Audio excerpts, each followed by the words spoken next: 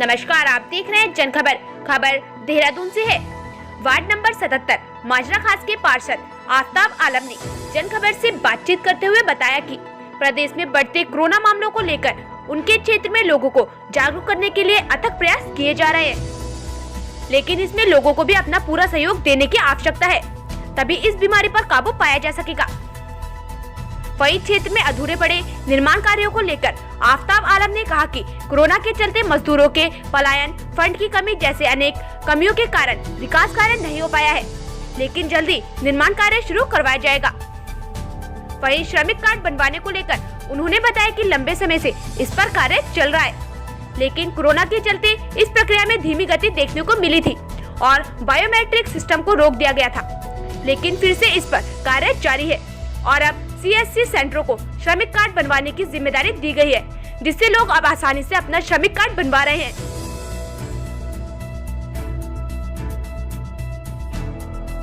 हमारी ओर से तो जो सुविधा की जा रही है वो यही है कि हम भी लोगों को अवेयर कर रहे हैं कि मास्क हमेशा पहनिए और डिस्टेंस बना के रखिए। जैसे कि दोबारा कोरोना का शुरू दिख रहा है हालात और काफ़ी कैजुअलिटीज़ भी हो रही हैं, लोग मर रहे हैं, तो उसमें लोगों से यही कहा जा रहा है, हमारे साथी पार्षद भी कोरोनाग्रस्त हैं, सबसे यही कहा जा रहा है कि दूरी बना के रखिए, उचित दूरी बना के रखिए, मास्क पहन के रखिए, सैनिटाइज करते रहिए। दोबारा से आपको फुल प्रिकॉशन की ज़रूरत है। कल संडे है और जैसे कि जिलाधिकारी महोदय का आदेश है कि सारी व्यापारिक प्रतिष्ठान बंद रहेंगे, केवल आवश्यक सेवा खुलेगी। तो इस तरह से दोबारा लोगों को अवेयर किया जा रहा है कि कोरोना अभी ख़त्म नहीं हुआ है। जो लोगों के बीच में एक ये बात आ गई थी कि हम खुल के काम कर सकते हैं और हम खुल के अपना व्यवसाय करें और खुल के इन चीज़ों में शादी वगैरह अटेंड करने की बात है। अब वहाँ दोबारा से एक रिवर्स यू टर्न एक आ गया है और उस यू टर्न के तहत दोबारा से वही चीज़ें, सोशल डिस्टेंसिंग और मास्क लगाना, सैनिटाइजर इस्तेमाल करना दोबारा लोगों ने शुरू कर दिया है। जो श्रमिक कार्ड है बिल्कुल निरंतर कार्य हो रहा है। काफ़ी समय से एक लंबे समय से एक गैप जो लग गया था कि ऑफिस में कोरोना ना फैल जाए, श्रम विभाग के भी, क्योंकि हज़ारों की भीड़ वहाँ पहुँच रही थी और ये इसलिए पहुँच रही थी कि लोगों को धरातल पर दिख रहा है कि सामान मिल रहा है। अगर किसी चीज़ से लोगों को बेनिफिट होता है तो जाहिर सी बात है लोग उसकी तरफ मूव करते हैं। जब इतने सारे लोग एक साथ मूव करने लग गए तो उन्होंने खुद बंद करना पड़ गया जो बायोमेट्रिक है, क्योंकि ये तो फिंगरप्रिंट्स आने ज़रूरी थे। तो बायोमेट्रिक की वजह से कोरोना संक्रमण का खतरा बढ़ जाता है, तो बायोमेट्रिक ना होने की वजह से वो कार्ड्स के जो बनाने का कार्य था उसको रोक दिया गया। अब दोबारा इन्होंने CSC को ये काम दिया है, जो आपके कॉमन सर्विस सेंटर होते हैं CSC, इनको ये कार्य दिया है और दोबारा पूर्ण रूप से 150 रुपये, उसमें 100 से बढ़ाकर 150 रुपये फ़ीस कर दिए। एफिडेविट वगैरह जैसे होता था वैसे ही हो रहा है। आपको जब आप अप्लाई करते हैं आपको तभी नंबर जनरेट होता जा रहा है, उसके बाद वो वेरिफिकेशन हो रहा है। पहले जो लोगों को रायपुर जाना पड़ रहा था, बहुत दूर जाना पड़ रहा था और बहुत ज़्यादा पैसे भी लग रहे थे, अभी CSC के पास काम आने से बहुत कम रुपए में लोगों का काम हो पा रहा है।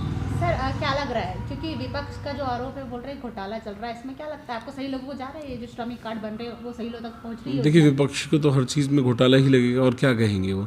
लोगों को धरातल पे सामान मिल रहा है, आपको नहीं पता क्या? अगर नहीं मिल रहा होता, अगर मैडम मैं आपसे ये बात बता रहा हूँ, अगर सामान नहीं मिल रहा होता कौन पैसे खर्च करके कार्ड बनाता?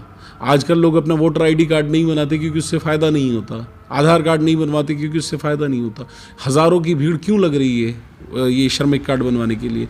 लोगों को धरातल पे सामान मिल रहा है, लोगों को फ़ायदा मिल रहा है, इसलिए लोग कार्ड बनाने की भीड़ कर रहे हैं, पैसे भी खर्च कर रहे हैं। और जहाँ अभाव होता है सुविधाओं का वहाँ लोग ज़्यादा इकट्ठा हो जाते हैं कि हाँ पता है कैपेसिटी कम है, तो हज़ारों की तादाद में हमने देखा जो रायपुर में जब इन्होंने अपना सर्विस सेंटर शिफ्ट किया था या जब हरिद्वार बाईपास रोड पे इनका था, तो हज़ारों लोग इकट्ठे होते थे क्योंकि सामान इतना बटा, इतने कंबल, इतना मशीनें, लोगों ने इतना फ़ायदा उठाया। एक एक घर में 2-2, 3-3 लोग जो लाभार्थी थे वो हैं आज की डेट में।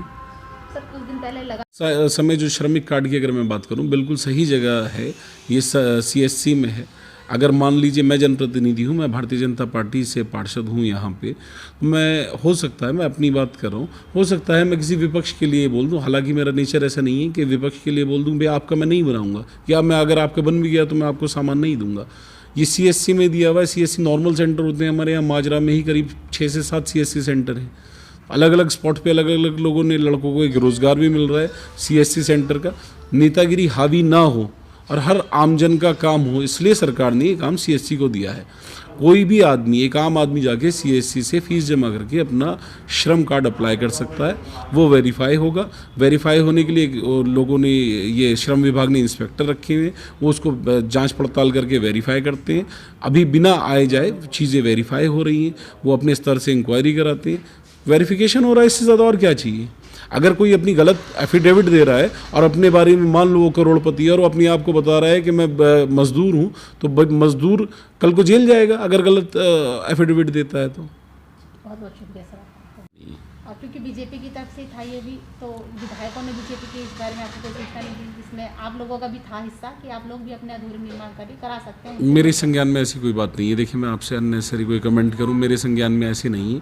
बाकी जो भी जहां फंड की ज़रूरत होती है, मेरे विधायक जी से इतने अच्छे संबंध हैं और वो इतना अच्छा काम करते हैं कि मैं अगर कहीं भी बोलता हूं कि विधायक जी इस काम को होना है, तो आज तक कोई ऐसा काम हुआ नहीं है कि मुझे मना किया हो। और जिस फंड के लिए भी मैंने कहा है, तो मुझे 1 करोड़ की छोड़ो, मैंने 5-7 करोड़ रुपए का तो काम विधायक निधि से ही अपने क्षेत्र में माननीय विधायक जी के यहाँ से करा दिए, जो उन्होंने PWD के माध्यम से लगभग 6 किलोमीटर की सड़क बनाई है। और अलग, चाहे पुलिया का हो ना, चाहे नाले सीधा करने का काम हो, चाहे छोटी रोड्स का काम हो, आज तक मुझे फंड की शॉर्टेज माननीय विधायक जी के यहाँ से कभी नहीं है। सर ये 1 साल से लगभग, ये पिछला 1 साल जो है ये बड़ा क्रूशल गुजरा। 2020 को अगर आप मानेंगे, फरवरी मार्च में शुरू हो गया था कि कोरोना है, और मार्च लगभग 23-24 तक आते आते हम कंप्लीट लॉकडाउन की तरफ आ गए। तो जो हमारी लेबर थी, जो लेबर लोग जो बाहर से पलायन करके यहाँ आए थे, उनको मूव करना पड़ गया। मैं ये खाली अपने क्षेत्र की नहीं, पूरे आसपास के सभी क्षेत्रों की बात कर रहा हूँ कि चाहे ठेकेदार हों, चाहे उसमें मजदूर हों, चाहे इंजीनियर हों, सबका अभाव रहा है, सबकी कमी रही है। और सबकी कमी होने की वजह से फंड्स की भी कमी थी। आप मान के चलिए, गवर्नमेंट जहाँ इतने मास स्केल पे राशन का वितरण हुआ है और पैसों का वितरण हुआ है, लोगों को पोस्ट ऑफिस के माध्यम से हो या राशन के माध्यम से हो, हर जगह से जो गरीब लोग हैं उनको सुविधाएं पहुंचाई गई, उसका कहीं ना कहीं असर निर्माण कार्य पे तो पड़ना ही था। और निर्माण कार्य पूरा नहीं हो पाया, अब वो दोबारा से उसको शुरुआत किया गया है। सर अभी जांच भी बैठी थी, फिर क्या हुआ? दोषी साबित हो गए। चल रही है सर। मना किसने किया मैम? अगर आरोप लगा है तो जांच होगी ना। अगर आरोप को हम मना करें कि भाई नहीं, हम किसी आरोप को भी नहीं मानते। देखिए, काम होता है, कोई सा भी विभाग हो, चाहे राशन का विभाग है, चाहे आपका श्रम विभाग है, कोई सा भी विभाग है, उसमें हर तरह का अधिकारी होता है, अच्छा भी और बुरा भी। और ज़रूरी नहीं है कि 100 अधिकारी हैं कि तो 100 के 100 ईमानदार हों। एक आधा हेरा फेरी वाला भी होता है। अगर कोई हेरा फेरी वाला है, अगर किसी ने गलत किया है, तो उसके खिलाफ जांच होनी चाहिए, बिल्कुल जांच होनी चाहिए। सर आपके हिसाब से मेरा एक भाई, उनकी जान की ये तो सरकारी तो कोई फ़ायदा है नहीं इसमें से। ये तो पर्सनल मैटर है, और पर्सनल मैटर में अगर कोई बदपरहेज़ी करेगा, कोई दिक्कत करेगा, तो खुद शिकार होगा। और मेरे ख्याल से जिसको जान की अपनी परवाह है, जिसको अपनी फैमिली की जान प्यारी है, वो इसमें क्यों सहयोग नहीं करेगा, वो क्यों मास्क नहीं लगाएगा?